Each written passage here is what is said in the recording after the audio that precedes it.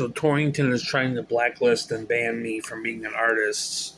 The Torrington artists and the Torrington crew, or the Torrington people that were like a Torrington crew to me, that were a bunch of artists. They're trying to blacklist me and not give me credit as an artist because, one, I've joined the conservatives and I've always been kind of outspoken about how I don't agree with certain cultural aspects of things and the way things were going culturally or politically or how they believed with their ideas and their political beliefs but they're trying to blacklist me. They're trying to blacklist me, and they're trying to use my mental health as a reason why I cannot go forward or be credited as an artist in Torrington, Connecticut. And it started with Taquana. It started with Taquana. It started with John Noki. It started with Taquana. John Noki is he owns Howard's bookstore, but he had a gallery called the Noki Gallery that before the pandemic, for like the 5 years or 4 years before the pandemic, I was in with the Noki Gallery, and I was in with like the 5 Points and a bunch of different artists trying to do open mic nights and things, trying to build up my career and stuff, which I think was one of my first mistakes, is that I tried to have, a bunch of people who I was trying to count on, which obviously were more liberal based, try to build my career or build me up as an artist. And really, I don't really believe I didn't really believe in anything that they had to say. I still don't believe anything that they had to say when it came to their beliefs and how they were going to do things, especially with some of the racial hate that they preached and things against white people and being white and how they had to make people feel for being white. Um, I was against that, but they kind of knew that, but they were still trying to cram the racism down my throat and trying to give me their political excuses and say I was starting a race war and stuff like that. And in some cases, all because I had issues with their social norms or what they felt were their social norms of their political ideologies. And obviously they were gonna try to badmouth mine because I had let it out and had let it out in the open that I actually wanted a relationship with a black woman. I wanted a relationship with a black woman. I wanted to date outside my race, and there's just a big, I mean, it might not seem like it at first, but there really is a big thing about if you're white and you want to date outside your race, then they pretty much are racist to you because you want to do so. I mean, I don't see the white community or the people that are Republican doing that, but I mean, some people say there are racist Republicans. I mean, I don't know. I haven't. I guess there's both sides to both stories, but the thing is about Taquana's. Taquana's Soul Food and Sweets was a restaurant that moved into town during the pandemic, and a lot of people wanted to praise her as like the first black business in town and stuff. And I obviously, being somebody who liked interracial relationships and stuff, and wanted, liked the black community and liked black women and stuff, wanted to go over there and make a good impression on Taquana and try to see what I could do to get, to really form a really cool relationship with Taquana. And the relationship kind of changed. I mean, I kind of realized I kind of started crushing on her too. Like I had these like feelings that I started crushing on her a little bit, but that quickly changed and faded though, because a lot of people are blaming me for like ruining Taquana's store, or like what happened to Taquana, what happened to Taquana, why is Taquana not in town? But she just had a lot of turnover. Taquana just had a lot of turnover, and I stuck my neck out for Taquana, and I tried to promise Taquana, a verbal business agreement, which I could not keep because she couldn't keep her end of the bargain either, and neither of us could keep, the bargains for, the bargain or the word for each other. So I was not able to keep my end of the deal, and I ended up not keeping my end of the deal because I could see how she kind of was manipulating certain things and trying to use me because she was the owner and the boss and had the means to do so. But she did have a lot of turnover. I mean, she had a lot of turnover from the moment I walked in there, and I said, well, my mom gave me the idea. She's like, well, why don't you help Taquana out? Why don't you go help Taquana out and go see what you could do to help her out? And I said, okay, I'll go help out Daquana, which I obviously was going to go help out Daquana and do the thing to help out Daquana. Um, and I did for a while. I mean, the verbal agreements and the agreements of how things were supposed to be got quickly manipulated and used for, her benefit, or tried to be used for her benefit really fast. I mean, sure, she was the employer, but, there's things I already told her that I couldn't do. And she wasn't listening to me, and she really just didn't want to hear certain things, when the time came to really address things. I think she knew that I found her attractive. I think she knew that I found her attractive because I even said to her that I like black women, and I really like soul food, and I really like your business, and I really like what you're about and stuff. But and I did at the time kind of like what she was about. The only thing is now I don't really like it as much because I realize that like the cultural group in town. There's a cultural group that speaks a lot of this liberalistic bullshit when it comes to critical race theory and DEI and stuff like that. And they were trying to uplift Taquana and make Taquana like the best black business in town and stuff like that because she was the first black business in Torrington. And, she wasn't doing good. She wasn't doing good during the pandemic. Of course, it was during the pandemic. She couldn't find the help, and I guess she hired two girls. One girl quit because she didn't want to follow the directions or the instructions that Taquana wanted to give her.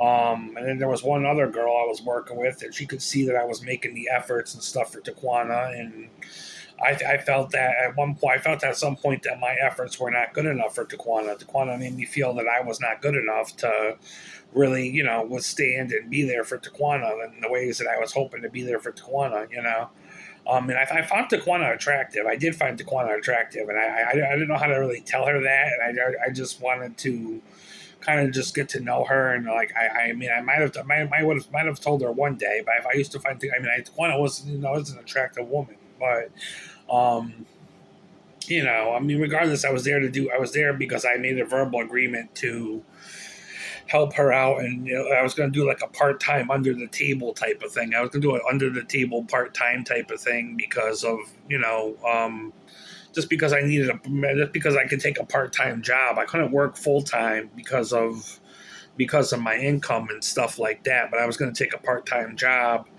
And unfortunately, she started manipulating that and saying, "Oh, you're going to take a full time job. I need you here. I need you here this day, and this day." She said, "Oh, you got to take over the whole store, and you're going to have to learn to take over the whole store eventually, especially if people can't come in, can't come in that day and stuff like that." And that was a lot of pressure and a lot of stuff put on me. Um, I'm disabled. I'm technically disabled, and I have a disability. Um, and I've held some jobs in the past, and I worked for different companies and things, and I've held some jobs in the past. They were part-time jobs, but I held some things. But after Taquana's, and after how bad Taquana's actually kind of came down, and I just kind of got hit so heavily emotionally and just like etc. with Taquana and all the racial stuff and all the DEI and critical race theory and all the stuff that was going on emotionally with everything around me. Um, I kind of just shut down. I kind of shut down. I mean, Taquana was like my last straw, and I kind of shut down, and I was like, I can't do this. I can't do this anymore. Um, I really liked Taquana. I thought Taquana was pretty, and I wanted her store to thrive. I mean, I wanted her store to be around for a very long time. But apparently, she's gonna say I have a funny way of showing that. But I mean, it's not my fault that she had a lot of turnover. She's not even there during the day. She says she goes and makes cakes and stuff, but she's also a hip hop artist and stuff too. So I think she wanted people to like work for her during the day and do all the work for her, and then just to show her face in her business, to make sure she is showing her face in her business because it's her business and stuff like that. Come in at 5 o'clock and then just stay until 5 o'clock until closing. because that's what she does. She wanted people to work, a bunch of people to work for her until 5 o'clock, and then when she came in from 5 o'clock to closing, she sent us all home.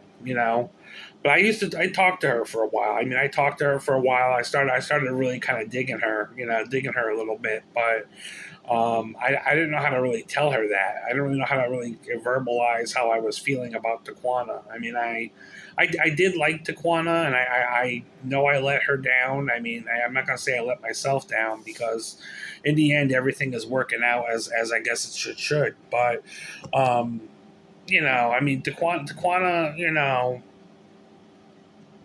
people. Yeah, Taquana hired me. She was going to give me a part time. Was supposed to be a part time job. Obviously, there's a lot of stuff, and obviously too, I have to report my income to certain people. If I make income, I have to report it to the state and whatever. So, Taquana also, was failing to support that and stuff. So I'm sure my workers had some stuff to say to the people who give me my income and stuff like that for my disability. So there was a lot of issues with that too, with her, using the proper channels to, report things for my income and, report the things. And because it only was like 24 hours or so, or et cetera, I ended up just like, being told not to worry about anything. It was going to be taken care of. I was just told by my workers, we're gonna take care of it. Don't worry about anything. It's gonna be taken care of. And as cryptic as that was, I kind of just went with it. And then a couple months later, I guess because of like the turnover or whatever else, Taquana wasn't at the store. Taquana wasn't at her store because she left and her business moved out or etc. So. Um, I don't know. I did like her food, although a lot of her food was like leftovers that they just heated up. I've got cold food one day, and I realized like, because I was told at one point, oh, you're getting cold food because it's leftovers, and all it really is leftovers. She doesn't cook anything fresh. She cooks a lot of things leftover because she didn't want to waste it. She didn't want to waste the food because not a lot of people are going in there eating the food. Obviously it was during the pandemic. A lot of people, there's a lot of taboo about black women. There is a lot of taboo, and I think some of that is coming from the left and coming from the critical race theory and the DEI and all the bullshit that people are trying to place on society that's given black women a very taboo and bad name.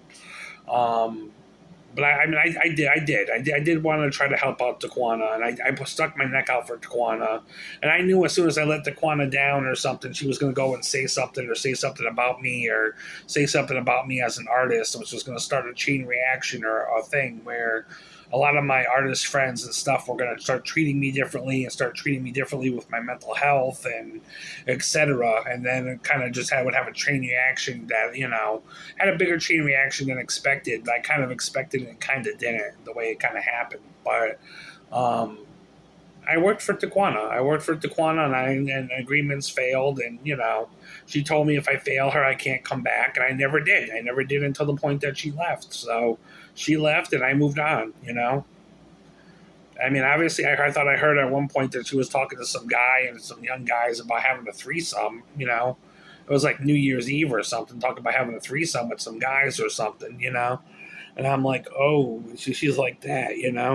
It's her store. She's gonna sit there and and have and feel and accept what's appropriate. But she always wore these little short tight little short tight dresses and stuff too at our parties and stuff. But I liked her. I liked her. I don't know if I know how to handle her in a way, because obviously there were some things that were not being talked about or not being addressed. But obviously, if we could have addressed them and handled them better or differently, I think things could have worked out differently and better for the both of us. But here I am now, and I'm getting blacklisted because of my mental health and just all this bullshit said about Taquanas and shit. And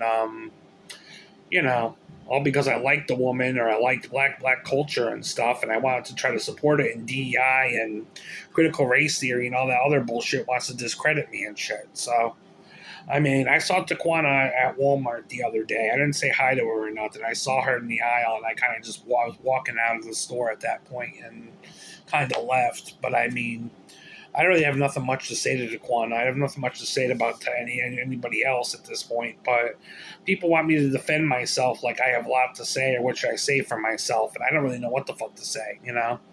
Just the fact that I supported Daquana, and I try to give my best to Daquana, and I feel like my best wasn't good enough, and because my best wasn't good enough, and etc. I didn't keep my agreements. I decided to cut my agreements. It was worth too much of a hassle, too much more stress than I should have to deal with. Even though I really thought I would like the woman, and I thought she was attractive, and but